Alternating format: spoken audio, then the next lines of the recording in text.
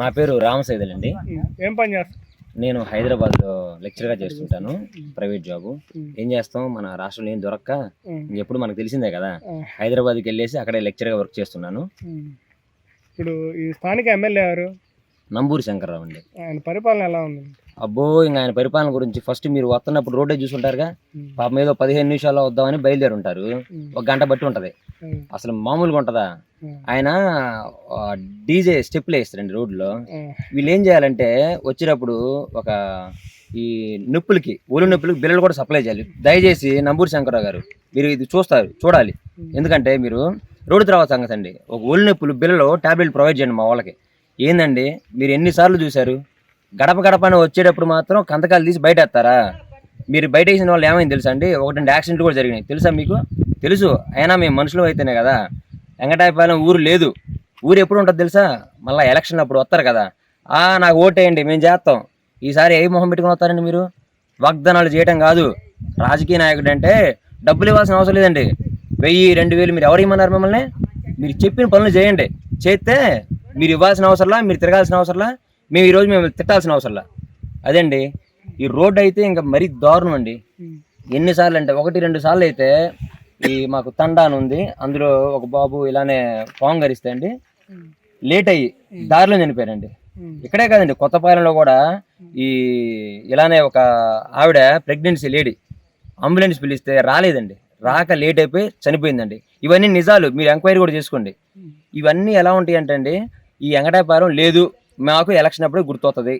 ఈ రోడ్డు 2004లో కన్నా లక్ష్మీనారాయణ గారు కాంగ్రెస్ హయాంలో వేయించారండి. ఇంకా అప్పటి నుంచి ఇప్పటివరకు పట్టించుకునే నాదులే లేదు. మాకు దగ్గర దగ్గర ఒక 1400 చిల్లర అంటే 1500 దాకా ఓట్లు ఉన్నాయి, 3500 జనాభా, 400 గడప. ఇంతమంది ఉంటే వీళ్ళు ఎలాగంటే కనీసం వీళ్ళు ఉన్నారా, మనుషులేనా, వీళ్ళు ఎప్పుడు గుర్తొస్తుంది అంటే మళ్ళీ ఎలక్షన్ అప్పుడు.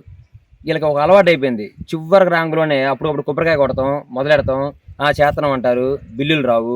బిల్లు అంటే గుర్తొచ్చిందండి, ఇలా రండి ఒకసారి మీకు చూపిస్తాను. ఇలా చూడండి, ఇదేండి మా రైతు భరోసా. ఇది దగ్గర దగ్గర ఒక 4 సంవత్సరాలు అవుతుంది మొదలుపెట్టి, 4 సంవత్సరాలు. ఇది రైతు భరోసా అండి. బేసి మట్టం దగ్గర ఆగిపోయింది. ఇది పాపైపాలెం బ్రహ్మారెడ్డి గారు అంటండి తీసుకున్నారు కాంట్రాక్ట్ అని. మరి శాంక్షన్ అయిపోయినాయి.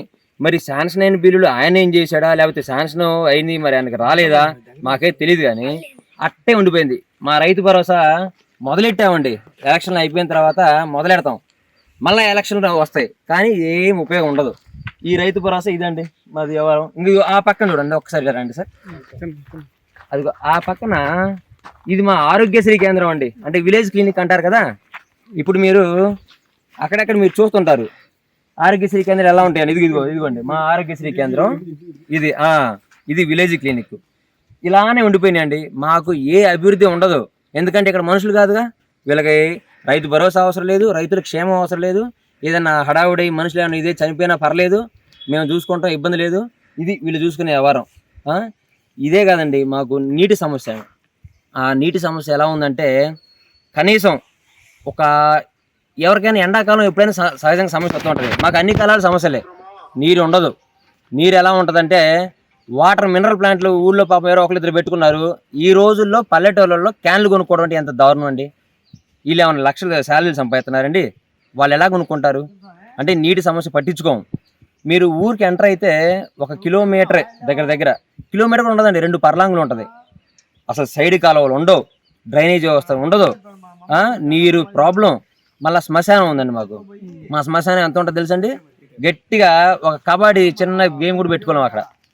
7 ఎకరాల శ్మశానం, గట్టిగా అంత దూరమే ఉండేది. మనిషి చనిపోతే ఆడికి తీసుకెళ్ళిన తర్వాత వచ్చిన మనుషులు 10 మంది పట్టు నిల్చోలేరు. ఒక నీరు ఉండదు, శ్మశానం ఉండదు. కనీసం 7 ఎకరాల శ్మశానం అంటే ఎంత బాగా చేయాలండి. అసలు ఏంది, కనీసం ఒక కాంపౌండ్ వాల్ లేదు, నీళ్ళు తాగడానికి ఒక పంపు ఉండదు. ఎంత ఇబ్బంది పడుతున్నాం అంటే మా బాధలు వర్ణనాతీతం అండి. ఏదో ఈయన చేస్తానని వచ్చి మేము అది చేస్తా ఇది చేస్తానని, ఏదో రాజశేఖర రెడ్డి గారు అప్పుడెప్పుడు చేశారు కదా, ఆయన వారసుడు కదా అని ఆయన్ని చూసి వేసామండి. నిజం చెప్పాలంటే ఇదిగో వచ్చాడండి, వచ్చేసి ఏమీ లేదు. ఊరికి ఏం చేసింది లేదు.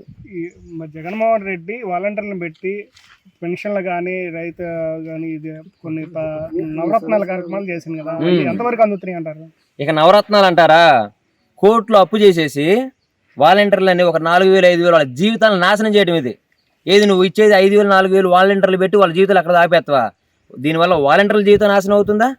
పథకాలు పెట్టి జనాలు సోమరపోతులు చేస్తున్నావా? వాళ్ళు కష్టపడతలేదా? ఈ పథకాలు పెట్టేసి రాష్ట్రాన్ని అప్పులు చేస్తున్నావా? ఏమన్నా ఉపయోగం ఉందా నీ పథకాల వల్ల? ఒక రీప్రొడక్టివ్ లేదు, ఒక అభివృద్ధి లేదు. ఇవన్నీ పక్కన పెట్టేసి కోట్లు రాష్ట్ర బడ్జెట్, నేను చెప్పనక్కర్లే, పెద్ద పెద్దోళ్ళు చాలామంది మాట్లాడుతుంటారు. లక్షల కోట్లు అప్పండి.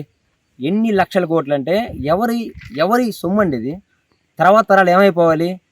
పిల్లల తరం ఇలా భవిష్యత్తు ఒకసారి ఇట్రమ్మా, ఇలా ఈ పిల్లల భవిష్యత్తు ఏందండి? వీళ్ళ పరిస్థితి ఏమైపోవాలి? తాకట్టు పెడతావా? రాష్ట్రం నీదా? ఇదండి ఏదో చేస్తారనుకుంటే నాశనం, రాష్ట్రాన్ని నాశనం చేయడానికే. ఇక మా ఊరు అంటావా, అందులో చిన్నది కదా, మా బాధ పట్టించిన నాదు లేడు. 3 రాజధానులు కట్టి అభివృద్ధి చేసామంటున్నాను. కట్టాడండి 3 రాజధానులు. ఎందుకంటే అక్కడ కాస్త ఇక్కడ కాస్త కబ్జా చేసే అనుకూలంగా ఉండాలి కదా, అందుకని 3 చోటాన్ని పెట్టేసి శుభ్రంగా అమరావతి అని అన్నారు కదండి. తప్పే ఉంది? అదే అమరావతిని పెట్టుకొని డెవలప్ చేసుకొని రాష్ట్రాన్ని బాగు చేయొచ్చుగా. ఎందుకు ఇలా చేయటం? అంటే టీడీపీ వాళ్ళు ఉన్నప్పుడు అమరావతి అన్నారు కాబట్టి అది మాకు నచ్చదు. అంటే నీ రాజకీయాల కోసం అది అమరావతి నచ్చదు, నీ 3 పెట్టుకుంటా, వైజాగ్లో పెట్టుకుంటా, లేదా అక్కడ పెట్టుకుంటా, ఎక్కడ పెట్టుకుంటా, నీ అనుకూలం కోసం. అదండి, ఏం ఉపయోగం?